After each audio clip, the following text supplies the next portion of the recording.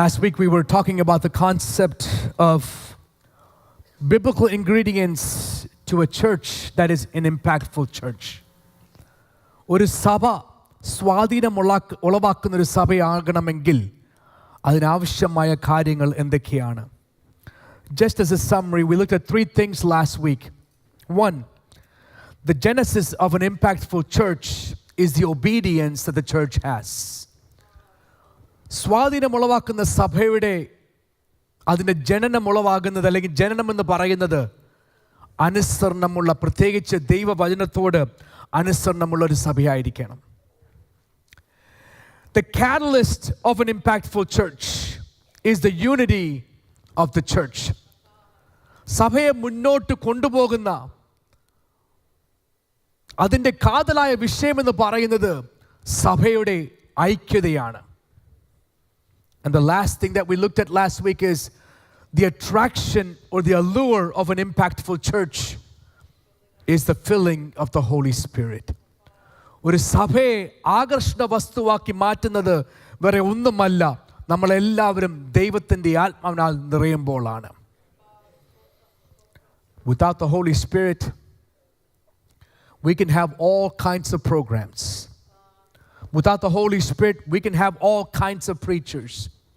Without the Holy Spirit, we can have all kinds of events. Without the Holy Spirit, we can do all different things. And for a moment, you may have people come in and go out of the church. But the scripture is not satisfied with people simply coming to church. In the book of Acts, it says, when they were filled with the Holy Spirit added people to the church. വെറും സഭയിൽ വന്ന് പോകുവാനല്ല ദൈവത്തിൻ്റെ ആത്മാവിനാൽ നമ്മൾ നിറയേണ്ടത്. നമ്മൾ ദൈവത്തിൻ്റെ ആത്മാവിനാൽ നിറയുമ്പോൾ സഭയിലേക്ക് ദൈവം ജനത്തെ കൂട്ടിച്ചേർക്കും. They are permanent members of the family of God. Not vacationing, not touristing, not coming in and out when it feels like it, when we are filled with the Holy Spirit. And let me make it very clear, it's not just me that needs the filling of the Holy Spirit. ഒരു ശുശ്രൂഷകന് മാത്രമല്ല ആത്മാവിൻ്റെ നിറവ് ആവശ്യം. മാളിക മുറിയിൽ നോക്കുമ്പോൾ അവിടെ കൂടിയിരുന്ന 120 പേരിലും ദൈവത്തിൻ്റെ ആത്മാവ് വന്നു. In the upper room, the Holy Spirit came upon 120 people. When that happened, the church became an attractive living organism.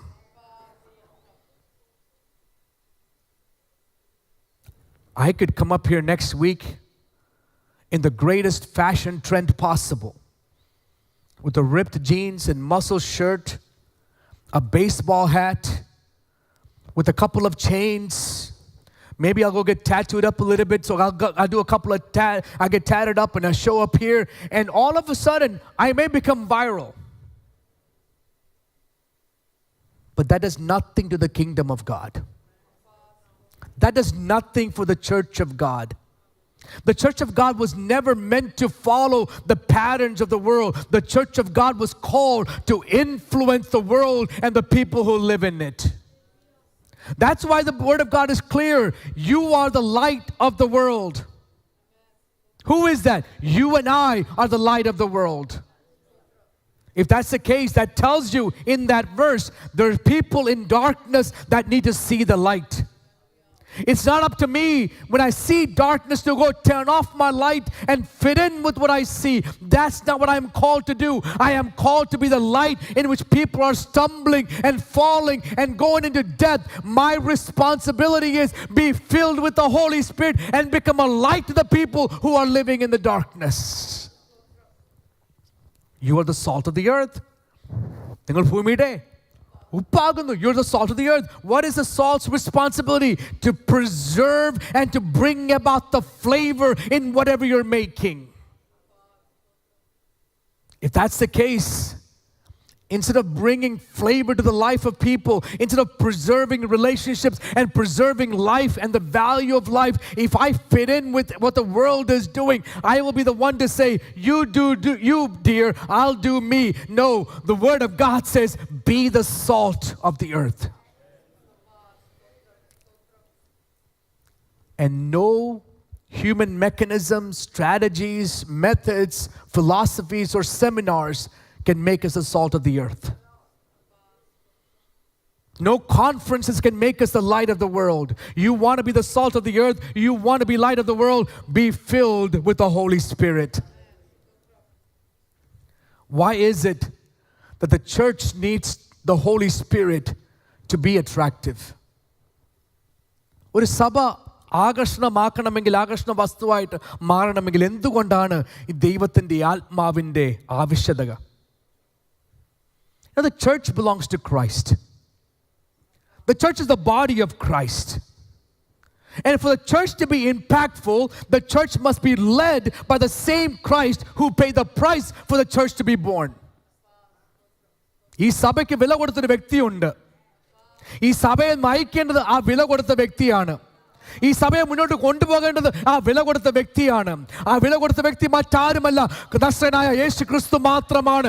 If that church needs to be led, the church needs to be led by the Holy Spirit of God.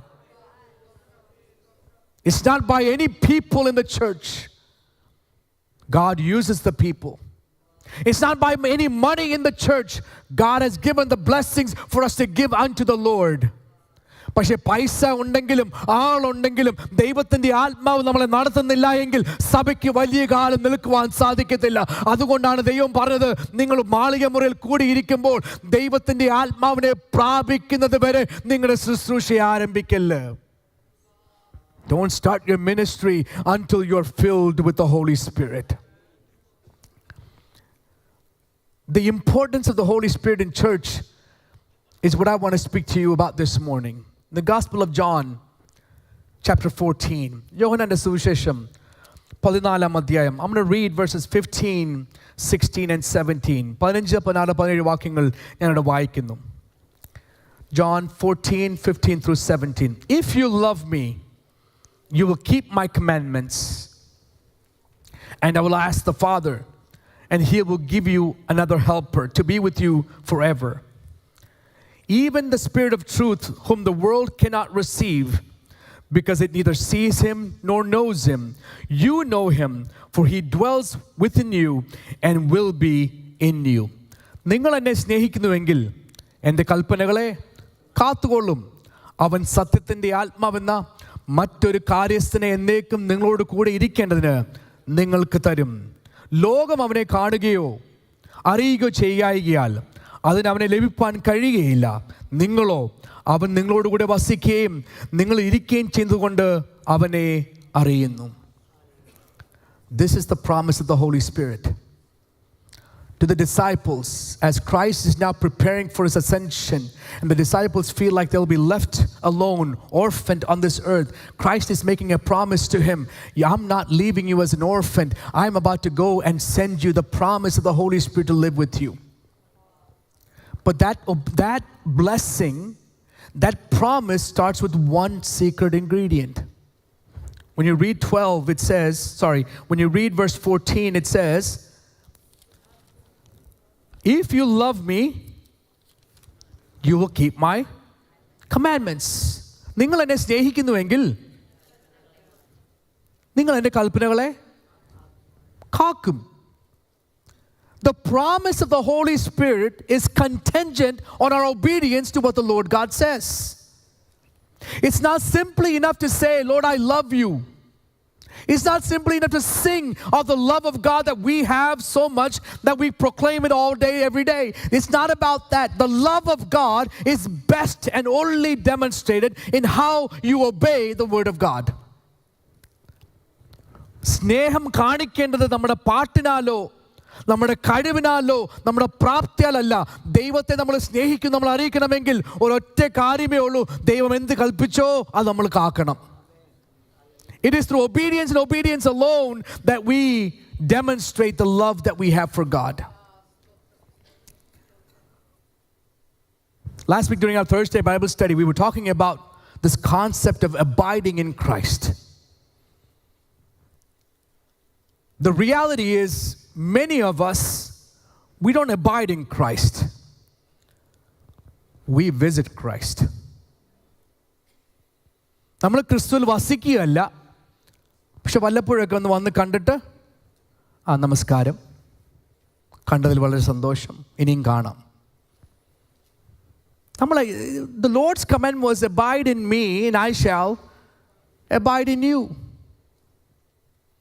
The problem is we have turned abiding into once a week exercise.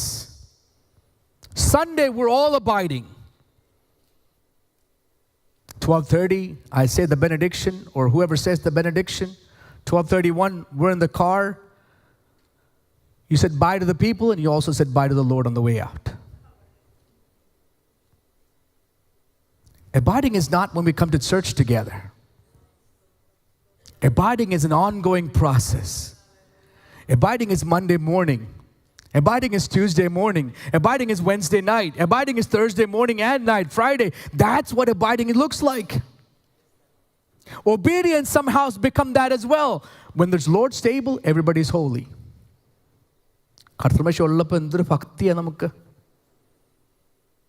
Why? What happened to our obedience and our faithfulness and our godliness when there is no Lord's table?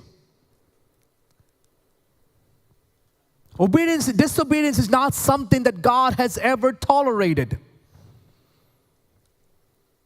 When in the first act of disobedience in the Garden of Eden, God came in the garden and didn't say, oh, you messed up for just once, it's okay, I'll take you back. That first act of disobedience, God said, you're out of the garden. അനുസരണക്കേട് ദൈവം ഒരിക്കൽ പോലും ക്ഷമിക്കത്തില്ല കേട്ടോ. Disobedience is a sign of pride. അഹങ്കാരത്തിൻ്റെ ഒരു ലക്ഷണമാണ് നമ്മുടെ അനുസരണക്കേട്.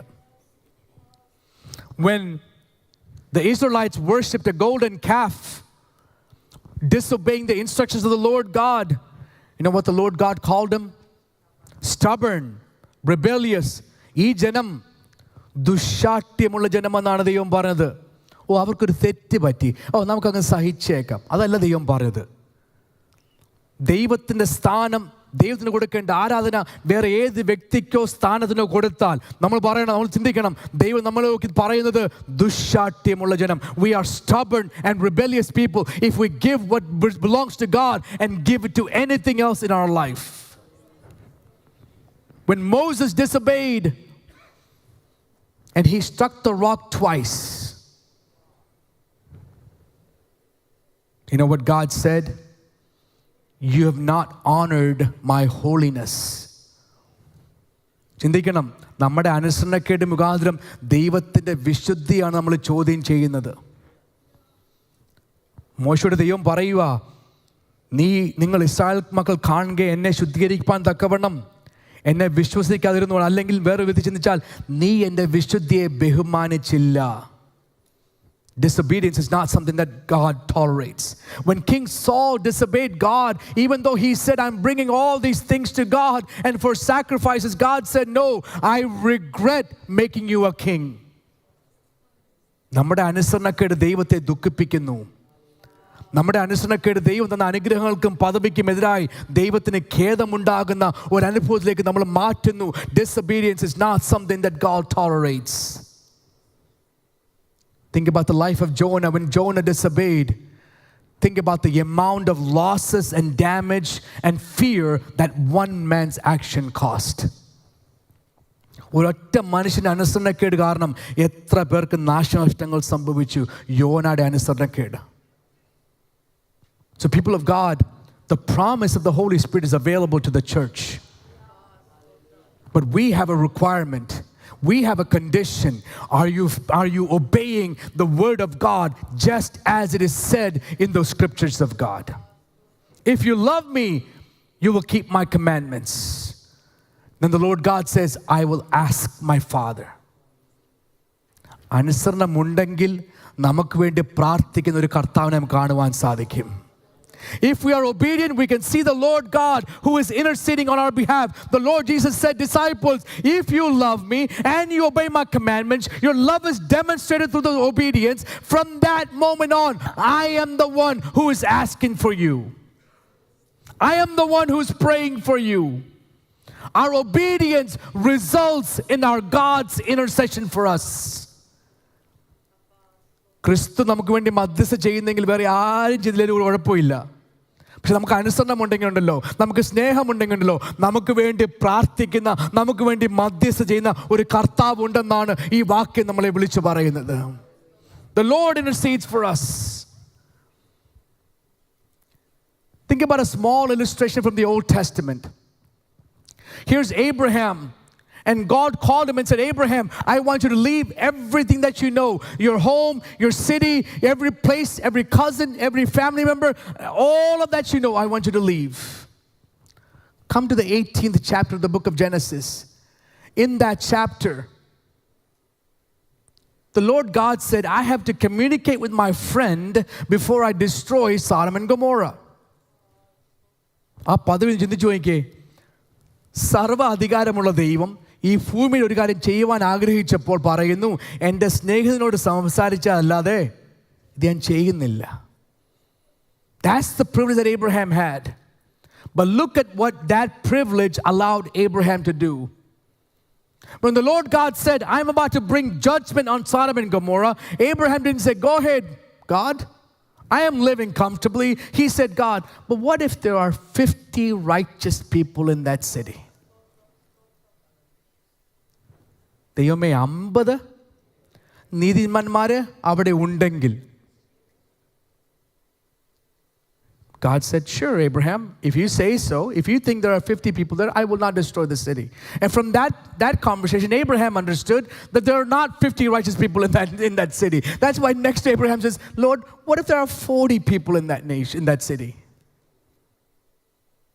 He keeps interceding on behalf of the two cities that he's not really close to. But the privilege I want to share with you is when you're obedient to the word of God, you can become the greatest intercessor for the people of God.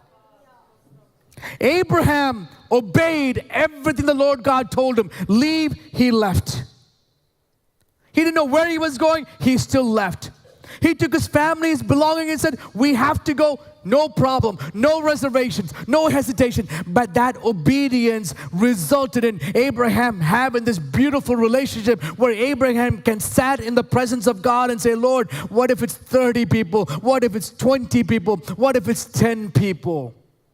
Not once did God deny his request. ഒരിക്കൽ പോലും ദൈവം Abraham മധ്യസ്ഥ ചെയ്തപ്പോൾ ആ ആവശ്യം നിഷേധിച്ചില്ല. All the way down to 10, God patiently waited for Abraham's request. In that moment, Abraham said, Lord, let your will be done. So imagine if one of us who are obedient to the scriptures, of the commandments of God, love God unconditionally, if we become such an intercessor, when we obey the word of God, the Bible says, if you love me and you keep my commandments, I, Christ, the Son of God, will be the one that's asking on your behalf. And then he goes on to say, if you love me, you keep my commandments, I will ask the Father, he will give you another helper that he may abide with you. We all know the word parakletos, right? That's the word that's used to describe the Holy Spirit in this passage. What does that word mean? It carries 4 meanings: advocate, comforter, helper, counselor. ഈ 4 ഉത്തരവാദിത്തമാണ് ദൈവത്തിൻ്റെ ആത്മാവിന് നമ്മുടെ ജീവിതത്തിലുള്ളത്. Sadly, we live in a situation and time frame in which Christianity, the Holy Spirit, is sort of disrespected. There are denominations that tell you you don't need the Holy Spirit anymore. All you need is the Word. There are preachers who preach the Holy Spirit came only to establish the churches in the first century. After that, the Holy Spirit is no longer needed. Or the gifts, or the fruit, or the ministry of the Holy Spirit is no longer viable in this century that we live in because we have everything that we need in this word. Can I ask you a question? Anybody in this room need help? ഇവിടേക്ക് ആർക്കെങ്കിലും സഹായം ആവശ്യമുണ്ടോ? You know, there's a great helper that is with us. That is the Holy Spirit. ആരൊക്കെ എത്ര അറിയപ്പെട്ട പ്രസംഗൻ എന്ന് പറയുക, നമുക്ക് ദൈവത്തിൻ്റെ ആത്മാവിനെ ആവശ്യമില്ല എന്ന് പറഞ്ഞാൽ ഓർത്തോണം, പുള്ളിക്കാരാണ് ഏറ്റവും കൂടുതൽ ആവശ്യമുള്ളത്. Don't believe anybody. Don't follow anybody who says that you don't need the Holy Spirit, that the Holy Spirit is not ministering anymore. He's not active anymore. No, Holy Spirit is God. If He is God, He is still needed. He is still active. One of His role is that He is the helper that we need. How does the Holy Spirit help us? Has the Holy Spirit helped you in any part of your life? In Romans chapter 8, verses 26 and 27, we read, "In the same way the Spirit helps us in our weakness, we do not know what prayer to offer or how to offer it as we should. But the Spirit knows our need. The Spirit knows our time, and He intercedes on our behalf with sighs and groanings too deep for the words." അവൻ തന്നെ ആത്മാവ് നമ്മുടെ ബലഹീനതയ്ക്ക് തുടർന്ന് നിൽക്കുന്നു. വേണ്ടും പോലെ പ്രാർത്ഥിക്കേണ്ടതിന് എന്തെന്ന് നാം അറിയുന്നില്ലല്ലോ. ആത്മാവ് തന്നെ ഉച്ചരിച്ചുകൂടാത്ത ഞരക്കങ്ങളാൽ നമുക്ക് വേണ്ടി പക്ഷവാദം ചെയ്യുന്നു. ദൈവമക്കളെ, people of God, let me ask you something. Are there times in which you sat down to pray and no words came out? പ്രാർത്ഥിക്കാൻ ഇരുന്നിട്ട് പലപ്പോഴും വാക്കുകളില്ലാതെ ഇരുന്നു പോയ അവസരങ്ങൾ നമ്മുടെ ജീവിതത്തിലുണ്ടോ? Do you think that time was wasted? I can tell you based on the scripture, when we sit silent and we don't know what to say, and then we tell the Lord, "Lord, I don't know how to pray." Can I tell you something? In that moment, the Holy Spirit is praying with you. The Holy Spirit is interceding for you. He understands our groanings. He understands every tear that drops from our face. He understands every painful sigh that we put forth. He understands every emotion that we experience. He understands all that we're not able to articulate or verbalize what we want to say. But in the midst of that, if the Holy Spirit lives in us, He will say, "I know what you're going through, son of God. I know what you're going through, daughter of God. I am the one who interprets what you're going through. I will be the one interceding on your behalf and presenting a request before the Heavenly Father." നമ്മുടെ കണ്ണുനീരിൻ്റെ ഒരു തുള്ളിയുടെ അർത്ഥം നമ്മുടെ ദൈവത്തിൻ്റെ ആത്മാവിന് അറിയാം. നമ്മുടെ ഞരക്കത്തിൻ്റെ ഒരു ശബ്ദം കേട്ടാൽ നമ്മുടെ ദൈവത്തിൻ്റെ ആത്മാവിന് അതറിയാം. നമ്മുടെ കരച്ചിലിൻ്റെ ഒരു ശബ്ദം കേട്ടാൽ ആത്മാവിന് അതറിയാം. അതെല്ലാം അറിഞ്ഞ് അതിൻ്റെ അർത്ഥം പറഞ്ഞു കൊടുക്കുവാൻ, അതിൻ്റെ അർത്ഥം ഏറ്റെടുത്ത് പ്രാർത്ഥിക്കുവാൻ, മധ്യസ്ഥ ചെയ്യുവാനാണ് ദൈവത്തിൻ്റെ ആത്മാവിനെ നമ്മുടെ ജീവിതത്തിൽ തന്നിരിക്കുന്നത്. The Holy Spirit is given to us so that we can be strengthened in our prayer life. Maybe there are times which you sat down to pray and you know what to say, but even then you didn't have the strength to say what you needed to say. ഒരു പക്ഷേ പ്രാർത്ഥിക്കാൻ ഇരുന്നപ്പോൾ വാക്കുകളെല്ലാം വരുന്നുണ്ട്, പക്ഷേ അത് പറയുവാൻ പ്രാർത്ഥിപ്പാൻ നമുക്കൊരു ശക്തിയില്ല. When we go through that situation, the Holy Spirit is our helper. When we go through that painful situations, the Holy Spirit is our helper. And പലപ്പോഴും ആൾക്കാർ പറഞ്ഞു കേട്ടിട്ടുണ്ട്, ഇനി എന്തിനാ പ്രാർത്ഥിക്കുന്നത്? വർഷങ്ങളായി പാസ്റ്ററെ പ്രാർത്ഥിക്കുന്നു. Pastor, we've been praying for years. Why should we keep on praying? നമ്മുടെ പ്രാർത്ഥന ജീവിതം മടുത്തു പോകുന്ന അനുഭവം വന്നാലും അവിടെ നമ്മളെ സഹായിക്കുന്ന ഒരു ദൈവത്തിൻ്റെ ആത്മാവുണ്ട്. Even when we feel like we're fed up in praying, we've grown tired and weary in praying, even in the midst of that, I can tell you the Holy Spirit is there to help us in the midst of our weakness. I know I need help.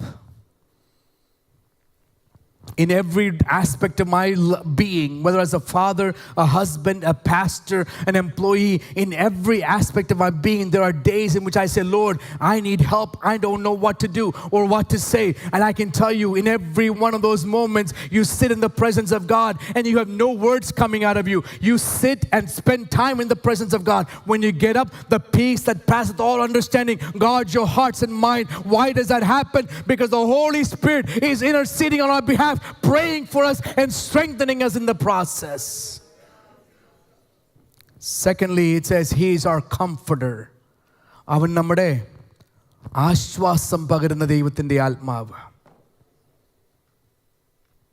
In Romans chapter 15 verse 13, റോമാലേഖനം 15 അധ്യായം അതിൻ്റെ 13 വാക്യത്തിൽ നമ്മളിങ്ങനെ വായിക്കുന്നു, "Now may the God of hope fill you with all joy and peace in believing, that you may abound in hope by the power of the Holy Spirit." എന്നാൽ പ്രത്യാശ നൽകുന്ന ദൈവം പരിശുദ്ധാത്മാവിൻ്റെ ശക്തിയാൽ നിങ്ങൾ പ്രത്യാശയിൽ സമൃദ്ധിയുള്ളവരായി വിശ്വസിക്കുന്നതിനുള്ള സകല സന്തോഷവും സമാധാനവും കൊണ്ട് നിങ്ങളെ നിറയ്ക്കുമാറാകട്ടെ. May the God of hope fill you with all joy and all peace. We're all the VBS kids. Does that sound familiar? Benji, does that sound familiar? Andrew? What is joy and peace? The fruit of the Spirit. That's what they learned during VBS. The Holy Spirit is our comforter. How? When we go through difficult, painful, struggling situations, and when there's no one there to strengthen us, give us comfort, or give us any sort of words of encouragement, there's one person that you can rely on. He will fill you with hope, joy, and peace. Why? Because when the Holy Spirit lives in you, the fruit of the Spirit is evident in you. The situations will not change the fruit. The circumstances will not change the fruit. The measure of pain does not limit the fruit's ability or the fruit's benefit. And Paul says, may the God of hope fill you with all the joy and peace in believing by the power of the Holy Spirit. I asked you earlier if anybody needs help. Let me ask a second question. Does anybody need comfort? ആശ്വാസം ആഗ്രഹിക്കുന്ന ആരെങ്കിലും ഉണ്ടോ? Do we need comfort? Absolutely, we need comfort. Absolutely, we need the help of the Holy Spirit. Absolutely, we need the joy and the peace that the Word of God promises. You know, just a couple of weeks ago, we looked at this chapter from a different perspective. The beginning of this chapter starts with a warning. Do not let your heart be troubled. നിങ്ങളുടെ ഹൃദയം കലങ്ങിപ്പോകരുത്. അങ്ങനെയാണ് ഈ അധ്യായം ആരംഭിക്കുന്നത്. അങ്ങനെയാണെങ്കിൽ നമ്മൾ ഈ അധ്യായത്തിൻ്റെ മുഴുവൻ പശ്ചാത്തലം എടുത്താൽ നമ്മുടെ ഹൃദയം കലങ്ങിപ്പോകാതിരിക്കണമെങ്കിൽ നമുക്ക് ആശ്വാസം അനുഭവിക്കണമെങ്കിൽ എന്ത് വേണം? ദൈവത്തിൻ്റെ ആത്മാവിൻ്റെ നിറവ് വേണം. For our hearts not to be troubled, for us to live in the comfort that the God alone promises, what we need is the filling and the person of the Holy Spirit. You know, you might think troubles are plenty. You might think pain is luxurious because that's all you deal with on a day-to-day basis. Uncertainties are plentiful. In the midst of all that, we can still experience the comfort of the Holy Spirit. In the midst of all that, we can still experience the joy and the peace of the Holy Spirit. Imagine a church that is comforted by the Holy Spirit. ഒരു സഭയ്ക്ക് ആ അവസ്ഥ ഉണ്ടാകുമ്പോൾ, ദൈവത്തിൻ്റെ ആത്മാവിനാൽ നിറഞ്ഞിട്ട് ആ സുഖം അനുഭവിക്കുമ്പോൾ, സന്തോഷം അനുഭവിക്കുമ്പോൾ, ആശ്വാസം അനുഭവിക്കുമ്പോൾ, can you imagine what the church becomes when they meet somebody else? If somebody else is going through pain and you experience the joy and the peace of the Holy Spirit, you go to that person and say, brother, I will pray with you. I know the Holy Spirit who can comfort you. And each and every one of us become an instrument of comfort to somebody else. But the only way that happens is we are filled by the person of the Holy Spirit. It is the Holy Spirit who empowers us to experience the goodness of God in its fullness. That's why it's important for us to be filled with the Holy Spirit. The next thing it says is He's a counselor. നമുക്ക് ആലോചന തരുന്ന ദൈവമാണ്, അല്ലെങ്കിൽ ദൈവത്തിൻ്റെ ആത്മാവാണ് നമ്മളോട് കൂടെ ഇരിക്കുന്നത്. You know, verse 17 that we read, He says He's a spirit of truth. അവൻ സത്യത്തിൻ്റെ ആത്മാവ് എന്നാണ് ഇവിടെ യോഹന്നാൻ ദൈവത്തിൻ്റെ ആത്മാവിനെ വിശേഷിപ്പിച്ചിരിക്കുന്നത്. He is a spirit of truth. If someone comes to us for counseling, right? Pastor George Thomas, Pastor Alex, they all deal with people that come to them for counseling. When people come to them and share their emotions and feelings, what if all we do is, oh, you're right? If we tell them, oh, you're right, your feelings are right, no improvement will take place in their life. Right? When someone comes to you for counseling, you listen to what they have to say and then tell them, here's the truth. The truth is the way you're feeling is not always correct. Your emotions are always correct. If I simply agree with them, all I'm doing is enabling more and more of a damaging lifestyle. My responsibility as a pastor or a counselor is tell them, hey, you may be feeling that way, but that's not the truth. Right? And when we think about the Holy Spirit is not there to just give in to whatever desires, emotions, feelings that we go through. The Holy Spirit is a spirit of truth. That means when we go to Him for counsel, He says, what you say is not true, what I say is the true thing. സത്യത്തിൻ്റെ ആത്മാവ് നമ്മളെ സത്യത്തിലേക്ക്, He will lead us in the path of truth. And only the Spirit of truth can do that. So when the Paracletos comes, He becomes the Spirit of truth in our life. The danger is not the falsities that we hear. The danger is the half-truths that we listen to. മുഴുവൻ കളവായിട്ട് പറഞ്ഞാൽ നമുക്കത് പെട്ടെന്ന് മനസ്സിലാക്കാൻ സാധിക്കും. ഞാനത് വിശ്വസിക്കുന്നില്ല. പക്ഷേ സത്യം മുറിച്ചിട്ട് അതിൻ്റെ ഇടയ്ക്ക് ശകലം കളവും കൂടെ കയറിയിട്ട് പറഞ്ഞ് നമ്മൾ പറയും, ഓ ശരിയാണല്ലോ. That's the oldest trick in the book. In the Garden of Eden, that's what Satan did. He took the form of a serpent and said, did God really say not to eat of every tree in the garden? He only changed one thing in that question from what God said. That was enough to create the doubt in the mind of Adam and Eve. And we sadly, in the Christian times that we live in, we'll see a lot of pulpits giving half-truths. A lot of pulpits giving incomplete truths. I don't know how many of you have seen, there are what's the best way to put it? Two well-known pastors now that have taken up the social media. They're also both politicians. One is from Georgia and one is from Texas. I don't know if you have heard any of the things that they have said. But the one that I heard recently was,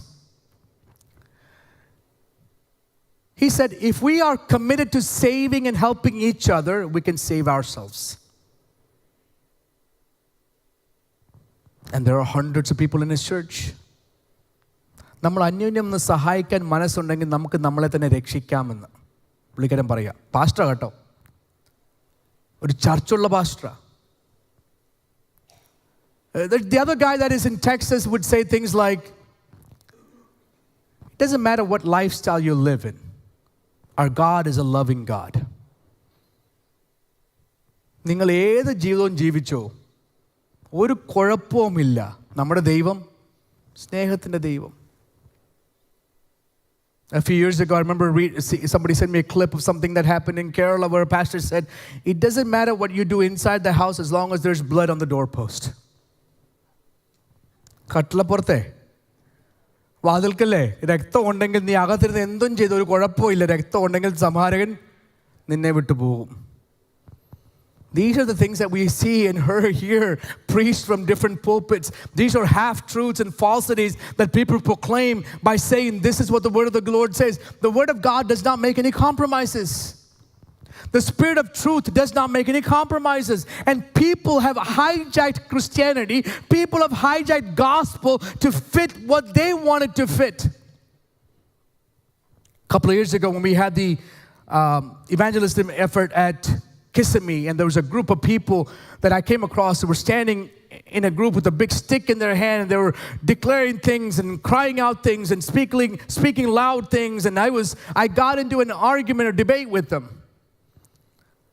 Spoke to them for about 4 minutes, spoke to them for about 5 minutes. I asked them about the verses, the questions. They had distorted view of what the gospel is, what the Bible is. The more I stood there talking, Saul happened to walk by, and Saul said, Pastor, leave them alone.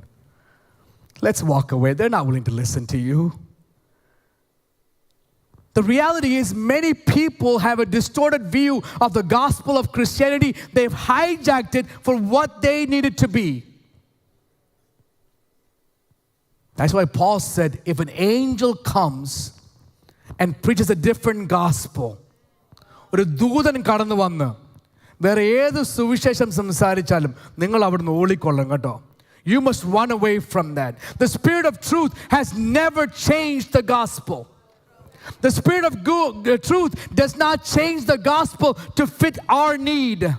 The Spirit of truth doesn't give in to our desires, our needs, our lifestyle. The Spirit of truth says, this is the word of God and we must follow it completely. സത്യത്തിൻ്റെ ആത്മാവ് ഒരു വിട്ടുവീഴ്ചയും ഉണ്ടാക്കിയിട്ടില്ല. ഈ വചനം എന്തു പറയുന്നു അത് മാത്രമേ നമ്മൾ ആവർത്തിക്കത്തുള്ളൂ. ദൈവത്തിൻ്റെ ആത്മാവ് എന്തു പറയുന്നു അത് മാത്രമേ നമ്മൾ കേൾക്കാൻ സാധ്യതയുള്ളൂ. സത്യത്തിൻ്റെ ആത്മാവ് വരുമ്പോൾ നമ്മൾ സത്യത്തിൻ്റെ വഴികൾ തന്നെ നടക്കും. Let me tell you some of the things that I've read and seen that are false truths that are now common in the midst of churches. You know, there are Christian leaders who have said, no matter what your religion is, at the end of the day, everybody goes to heaven. You know what the Bible says? I am the way, I am the truth, I am the life. ലോകത്തിലെ എല്ലാ നേതാക്കന്മാരും പറയുവാണ്, മതം ഏതായാലും കുഴപ്പമില്ല, നമ്മളെല്ലാവരും ദൈവത്തിൽ ചെന്ന് പറഞ്ഞാൽ നമുക്കൊരു ധൈര്യമുണ്ടായിരിക്കണം. യേശുക്രിസ്തു പറഞ്ഞു, ഞാൻ തന്നെ വഴിയും സത്യവും ജീവൻ. The Spirit of truth will remind us of that truth. Not to fall trapped to every other religion, every other philosophy. No, Jesus Christ said, I am the way, the truth, and the life. Religion says, cover up your sin. Let no one know how wicked of a person you are. You know what Jesus said? The gospel says, confess your sins and he is faithful to forgive. മതം പറയുന്നു, തത്വങ്ങൾ പറയുന്നു, നമ്മുടെ പാപങ്ങളും നമ്മുടെ ദുഷ്ടതകളും ആരും കാണാതെ അത് മറച്ചു വെക്കാൻ. പക്ഷെ സുവിശേഷം പറയുന്നു, നിങ്ങളുടെ പാപങ്ങളെ ഏറ്റു പറഞ്ഞാൽ നിങ്ങളോട് ക്ഷമിക്കാൻ വിശ്വസ്തതയുള്ള ഒരു ദൈവമുണ്ട്. That's the Spirit of truth. That's what the Spirit of truth does in our life. He doesn't help us cover our sin. He helps us confess our sins that we may be forgiven and have a reconciliated life with our Lord Jesus Christ. Religion says, you've gone too far from God and no more coming back to the Lord. The gospel says, I am waiting for you, my son. My arms are wide open. Religion says, I have to earn the approval of God. മതം പറയുന്നു, എനിക്കെൻ്റെ ദൈവത്തിൻ്റെ പ്രസാദം നേടിയെടുക്കണമെന്ന്. The Spirit of truth tells us, it is by grace and grace alone. കൃപ മാത്രം. എനിക്ക് നേടാൻ ഒന്നുമില്ല. അടിയനിതാ എന്ന് പറയുമ്പോൾ കൃപ പകരുന്ന ഒരു ദൈവമുണ്ട്. When I say, Lord, here I am, the Lord gives me the grace that is needed in my life. There's nothing for me to earn. Unless we have the Spirit of truth in us, we will be never led in the path of that truth. The religious philosophy says, God will bless you with everything that's in this world that's the nicest and the best. The word of God says, the Lord is my shepherd, I shall not want. ഈ ക്രിസ്ത്യാനിത്തെ അല്ലെങ്കിൽ ക്രിസ്തുവിനെ മതമാക്കി മാറ്റിയിട്ട് നേതാക്കന്മാർ പറയും, നിങ്ങൾ ദൈവത്തെ വിളിച്ചാൽ മതി, ദൈവം നിങ്ങൾക്കെല്ലാം നല്ലതുപോലെ തരും. ദാവീദ് പറയുന്നു, യഹോവ എൻ്റെ ഇടയൻ, എനിക്ക് മുട്ടുണ്ടാകുകയില്ല, എനിക്കെല്ലാം വേണമെന്നല്ല, എൻ്റെ ആവശ്യങ്ങൾ മതി. The Spirit of truth will remind us that the Lord is the one who provides for every single one of our needs. Religion hopes God accepts me. Gospel says, behold, what manner of love God has bestowed upon us that we could be called a child of God. മതം പറയുന്നു, തത്വം പറയുന്നു, എങ്ങനെയെങ്കിലും ദൈവം എന്നെ ഒന്ന് അംഗീകരിച്ചാൽ മതി. പക്ഷെ നമ്മുടെ ദൈവത്തിൻ്റെ വചനം പറയുന്നു, കാൺമീൻ നാം ദൈവമക്കൾ എന്ന് വിളിക്കപ്പെടുവാൻ ഇത്ര വലിയ സ്നേഹം നമ്മുടെ പിതാവ് നമുക്ക് വേണ്ടി തന്നിരിക്കുന്നു.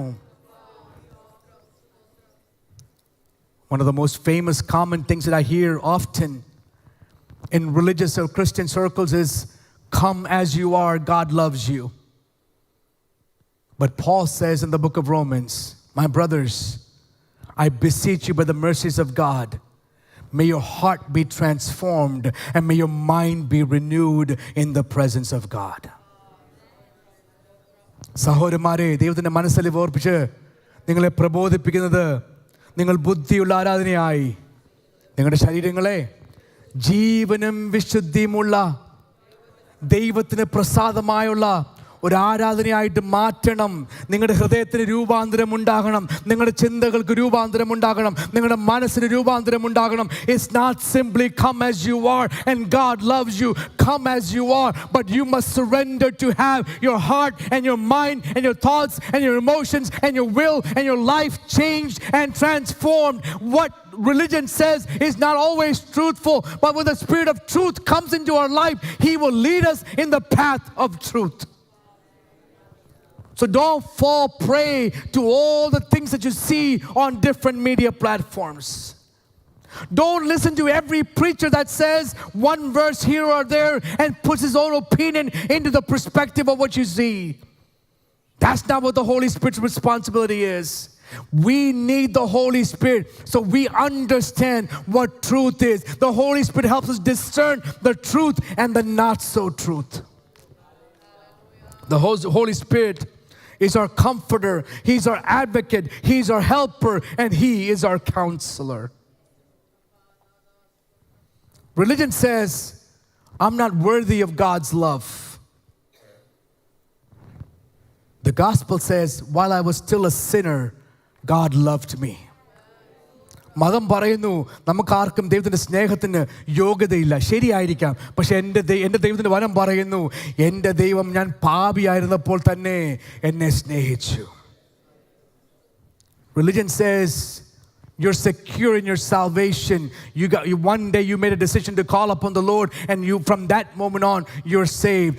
Peter tells us in the book of 1 Peter, work out your salvation with fear and trembling. പലയിടത്തും പറയുന്നത് നിങ്ങൾ ഒരിക്കൽ രക്ഷപ്പെട്ടോ മതി, നിങ്ങൾ എന്നത്തേക്കും രക്ഷിക്കപ്പെട്ടിരിക്കുകയാണ്. പക്ഷെ പത്രോസ് പറയുന്നത് വേണ്ട, നിങ്ങളുടെ രക്ഷയെ ഭയത്തോടെ വിറയലോടെ work out your salvation with fear and trembling. As this pastor said in Georgia, if we help each other, we can save ourselves. If that's the case, why did the Son of God go to that cross? Why did He suffer, endure such punishment and disrespect and humiliation if we could save ourselves? You know what the Word of God says? There is salvation in no one else. For there is none other name under the heaven that has been given among mankind by which we must be saved. മറ്റൊരുത്തനിലും രക്ഷയില്ല, നാം രക്ഷിക്കപ്പെടുവാൻ ആകാശത്തിൻ കീഴിൽ മനുഷ്യരുടെ ഇടയിൽ നൽകപ്പെട്ട ഒരേ ഒരു നാമമേ ഉള്ളൂ, നസ്രനായ യേശു ക്രിസ്തുവിന്റെ നാമം. It is the Spirit of truth that gives us that revelation. It is the Spirit of truth that leads us in that path of truth. Let me make it very clear. No church, no pastor, no institution, no pope, no bishop, no overseer can save us. There's only one name that we need to call upon to be saved, and that is the name of the Lord Jesus Christ. So when people tell you, oh, I don't need the Holy Spirit. When people tell you the Holy Spirit is not needed in the church anymore. When people tell you the Holy Spirit's ministry has stopped and is no longer viable in the times and seasons that we live in, tell them, brother, you need help. You need a comforter with you. You need the advocate with you. You need someone to tell you what the truth is and what the falsities are. And people of God, for a church to be impactful, we need the Holy Spirit. Why? When the truth is there, wherever there is truth is, there is freedom. സത്യമാണ് നമ്മളെ സ്വാതന്ത്ര്യമാക്കുന്നത്, അല്ലയോ? Truth is what makes us free. Where does that truth come from? The truth comes from the Holy Spirit that lives inside of us. In the upper room, when 120 people were filled with the Holy Spirit, Peter stood up with 11 apostles, and he started to preach. When they were filled with the Holy Spirit, he spoke what the Holy Spirit gave unto him. The Word of God says, everyone who listened, their heart was cut. The reason why our hearts are not pricked when we hear the Word of God is because we are numb to the presence of the Holy Spirit. We are numb to the work of the Holy Spirit. We have become prejudicial against the Holy Spirit and the person of God who has put the Holy Spirit into us. This is not my theology. This is not IPC Orlando's theology. The Word of God says the church moves forward and becomes impactful when the Holy Spirit leads the church. Obedience to the Word. Obedience to the Word is absolutely necessary. It is obedience that triggers the actions that the Lord God takes. Unity of the church is absolutely necessary because that helps us move forward as a single entity and a body of Christ. But we need the Holy Spirit. We need the Spirit of truth to guide us in all the truth. സകല സത്യത്തിലും നമ്മളെ വഴി നടത്തുവാൻ നമുക്ക് ദൈവത്തിൻ്റെ ആത്മാവിനെ ആവശ്യമുണ്ട്. ഒരു പക്ഷേ നിങ്ങൾ പറയും, പാസ്റ്ററെ ഈ സന്ദേശമൊക്കെ ഞങ്ങൾ ഒത്തിരി പ്രാവശ്യം കേട്ടതാ. We have heard, Pastor, that we need to be filled with the Holy Spirit. Why are you telling us again? Well, the Holy Spirit has a reason for it. The Lord God has a reason for it. Maybe we're not where we need to be in the power and the filling of the person of the Holy Spirit. May I ask you this question? How many of us truly have the hunger and thirst to be filled with the Holy Spirit? യഥാർത്ഥമായി ദൈവമേ എനിക്ക് അങ്ങയുടെ ആത്മാവിനാൽ നിറയണമെന്ന് ദാഹവും വിശപ്പുമുള്ള നമ്മൾ എത്ര പേരുണ്ട്? There is no way the church moves forward without the power of the Holy Spirit. There's no way that any individual can be successful and live a blessed journey of faith without the power and the person of the Holy Spirit. We can come to church every Sunday. We can come to church every Friday. We can come to church, attend the Zoom meeting on Wednesdays. We can do all these things, but none of that will replace the person of the Holy Spirit that we need to lead us in the path of the truth. And as a church, my request for all of us, shall we say, Lord, yes, I need the person of the Holy Spirit.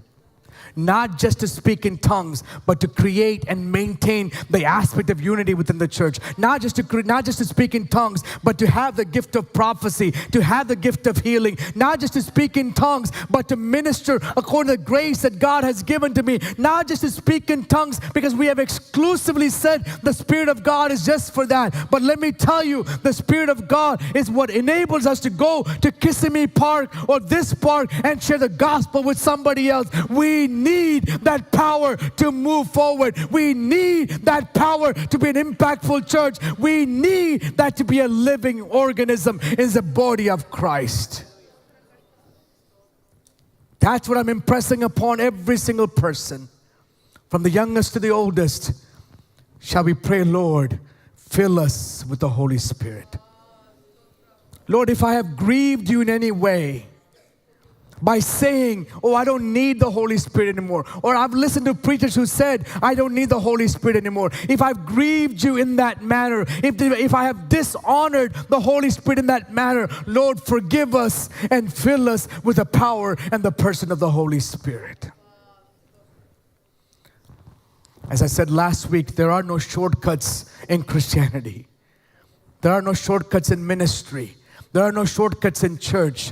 The Bible is very clear. When we are obedient and we're united and we're filled with the Holy Spirit, we become an unstoppable force. There is no power or strength or government that can come against us. We become the catalyst. We become the light. We become the salt. We become the things that change the flavor and bring about the light and bring people out of the fire and darkness into the kingdom of a holy God. When does that happen? When we become filled with the Holy Spirit. Shall we pray?